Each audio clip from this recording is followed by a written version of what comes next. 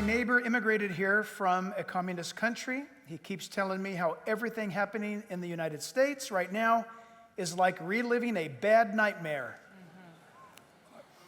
How often do we hear this? How can we stop it?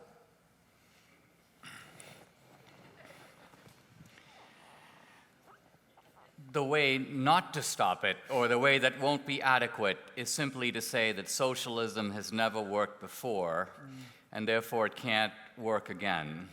This argument particularly doesn't work on young people because they've been ideologically propagandized through education and through the universities. You have to realize that the socialism that's taking root right now involves a sort of gangster class that benefits from it. Exactly right. And you can no more convince them not to do it. It's kind of like if someone's robbing a bank and you say to them, listen, bank robbing is not a very good idea because eventually the banks will run out of money and there won't be any more banks to rob. That's exactly right. The bank robber doesn't care about any of that. He just wants to make off with the loot. So what you have to do is block the theft scheme. That's very important. Socialism here that we're dealing with, the other side has become a little gangsterized. And this is not just by the deployment of these paramilitaries on the street.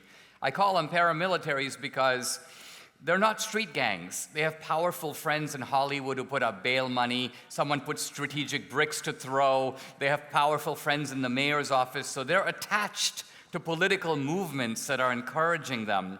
And then you've got the deep state. Corruption, these are the thugs with badges. Corruption at the high levels of government. So, circling back a little bit to how we Christians should think about this, we're not in a normal situation in American politics.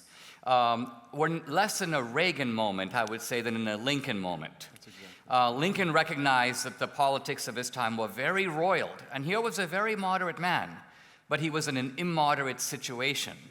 In 1863, when the Union Army for the first time deployed black soldiers, the Confederacy was so outraged that they issued an edict that any black Union soldier captured by the Confederacy would be shot.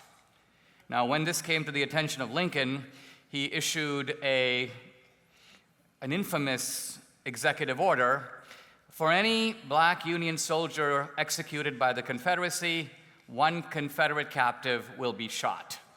Now, why would a moderate man do such an immoderate thing? And the simple answer is that Lincoln realized you have to do to them what they're doing to us, or they will never stop.